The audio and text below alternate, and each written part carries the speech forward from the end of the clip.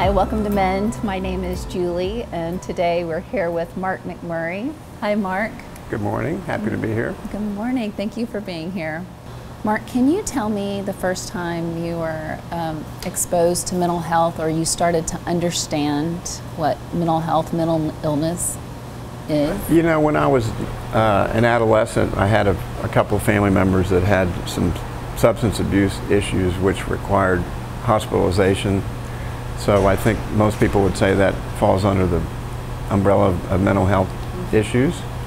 And then over the years, you know, with that awareness, various other friends and family members have had different episodes of mental issues. And then within my own family, as you know, my son suffered from mental illness and took his own life. So that obviously was a very dramatic introduction to some very specific issues of mental health, and so that's really where it's come full circle. Can you tell us how many children you have? I have three: Harry, who we lost, and then Belton, who is 23 years old, and he goes to, or just graduated from University of Southern California Film School. And Stella, who's 20, and she's here at the University of Texas in the art school. Okay. And when they were growing up, did you ever notice any mental health issues with any of the children? No, we really didn't have any issues of any sort with any of them. They were, you know, beautifully behaved and excelled in school and sports and things, and so they didn't really. It wasn't an issue until towards the end of Harry's life, when he had a traumatic brain injury, which I feel caused him to eventually take his own life. But before that happened, there was no indication that he was suffering from anything like that. Talking with his friends in college, did they ever, before the brain injury, and we'll get into that in a minute, did they say that they ever felt like anything was off, that there were any signs? You know, unfortunately, looking back, we have a chance to try to pinpoint where things might have gone awry with him, and really, I think it just goes straight back to that injury. And his closest friend said that he changed because the injury occurred in the summer. Yeah, can you tell us what happened?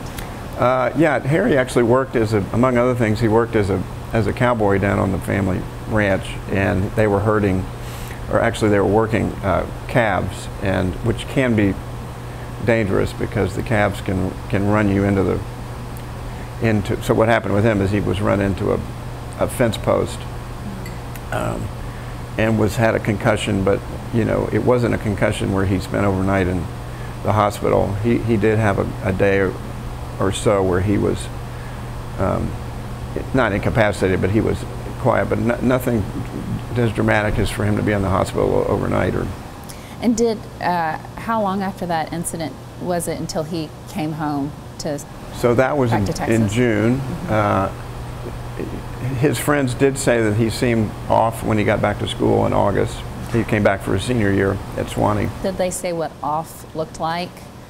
He just was. He just didn't seem himself. I think. As it progressed, he quit working out as much. He was always a kid that sat in the first row of the class and asked questions and was friends with the teachers and staff of the school and the students, and that part of his personality kind of declined, and he wasn't as outgoing. He got very frustrated with his golf game, which is. I think we all are, but it's more so for him because he was quite competitive and was a leader and didn't want to have those frustrations come out. So, and then so if you go back to, so he did come home for Christmas.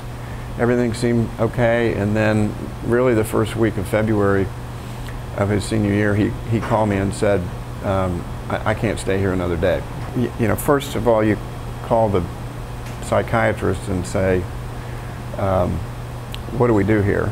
And obviously I immediately just went to the airport and flew to Tennessee, and he was already packed up and we drove home. So you know, we had that time together. It's a 12 or 14-hour drive. He seemed okay. He seemed relieved to get away from the situation. And so the psychiatrist will tell you, you know, there's different types of depression. So some of it's situational, and it's common with 22-year-old men. They're getting ready to get out of school, and they don't know what they're going to do for a living, and lots of issues. It could be, you know, a girlfriend problem or substance abuse. There's lots of different things that happen. But the way to fix that is to get away from the situation. So to come home, be in a safe place, and then he, you know, quickly determined that that really wasn't what was wrong with him, because if you knew him, you would want to be him with his future and his personality and his ability to connect with people. And I mean, I even took him to see some friends of mine about potentially, okay, what is he going to do when he gets out of school? And they all were just looked at him and just said, I want to be him with a bright future. So that wasn't really an issue. And then quickly the psychiatrist said, well, you know, he's got some kind of internal issue where they would medicate him. And you know, and he didn't like that at all. And then it was only 8 weeks later when he died.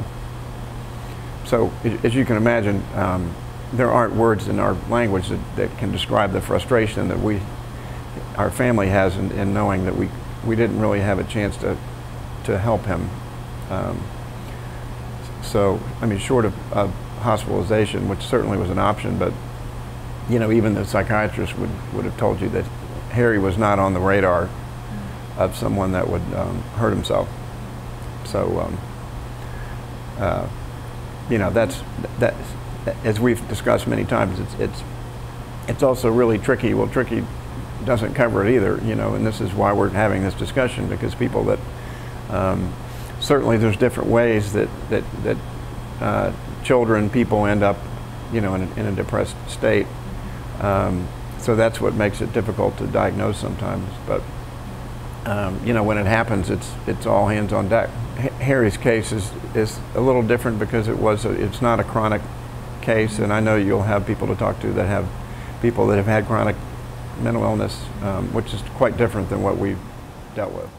It can be very confusing, I can only imagine, for parents and friends, and so easy to think that this is just a short-term, you know, issue at that moment, and that you know, things will turn around. And you know, I struggle and always have. I have chronic mental illnesses, but after my divorce, I've been very open about this. It was that period of time that was gut-wrenching. I mean, when you talk about Harry and not being able to complete a sentence, or not being able to get your thoughts together, and not wanting to go out in public, because at one time when you were social and being out, and then all of a sudden you can't, you don't even know how to be around people anymore, that adds just another layer of feeling hopeless, really. Because you can't imagine, are you even going to feel social again? Well, it reminds me of we had a family wedding at the end of March, and Harry was really concerned about what he was going to tell people. And I said, you just tell them you're taking a break.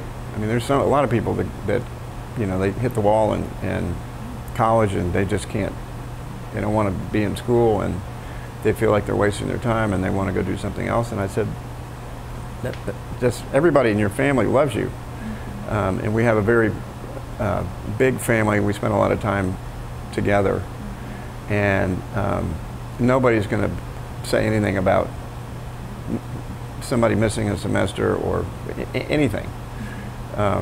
So he was really concerned about that, but I think we put him at ease about that. But ultimately, it was, you know, it was a couple of weeks after that when he died. If you don't mind me asking, how did you find out that Harry had taken his life? I was at work here in Austin, and Cece called me. You know, it's the worst day of our lives, but it's so it's Masters golf week was always our favorite week, because I'm a golfer too, and so I had asked Harry if he wanted to watch the Masters, And he said no, which he just wanted to stay home and watch it himself. And so, you know, we ended up watching the Master separately. She was at home, and then the next morning I went to work, and his mom called me, and he had left a note, and she, you know, she had to go look for him and found him, and then she called me, and so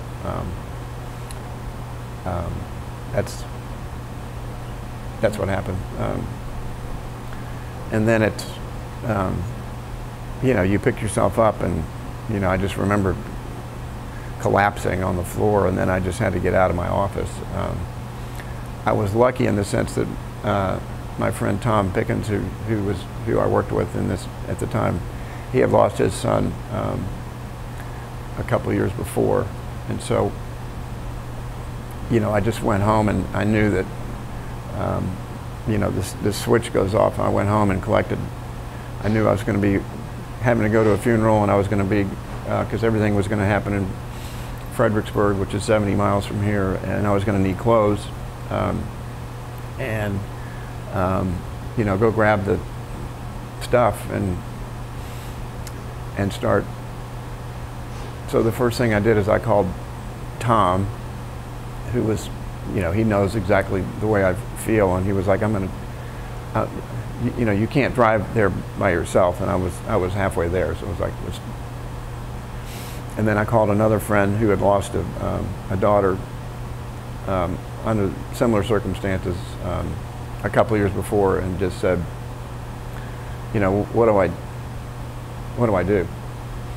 And he was great. You know, he just said, you know, this is too early to learn this, but the day or the minute that you quit trying to figure out why they did this is the day you're going to get better. And that day will not come anytime soon. But the sooner you can get to that, the better, which I thought was great advice. My cousin, Patrick, he's a mental health care advocate, he came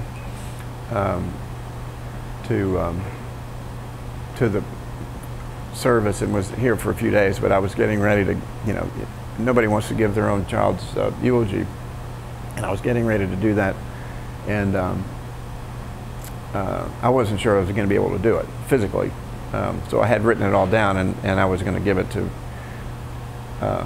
one of my two cousins, who both of whom speak publicly a lot, and said, you know, you guys might have to do this for me, and it turns out they didn't. But Patrick came up and hugged me, and he said, you know, you have to understand that he died of a disease, and unfortunately with suicide there's such a stigma attached to it that people, it has obviously a negative connotation, but when he said that he died of a disease, it gave me instant comfort in that there's nothing wrong with him. As you know, if somebody had died of cancer, there wasn't anything wrong with them. They died of a disease, and that really helped me. It calmed me down and gave me some clarity about what had just happened. And it continues to give me clarity as we, you know, together now we've got a mental health initiative that we're working on, and you know, we've got all the right pieces together to really make an impact on mental health in this country and around the world. I'd like to thank Mark for joining us here today at Mend, and I just know that his story is going to help so many people, because at Mend we believe that we're changing lives one story at a time.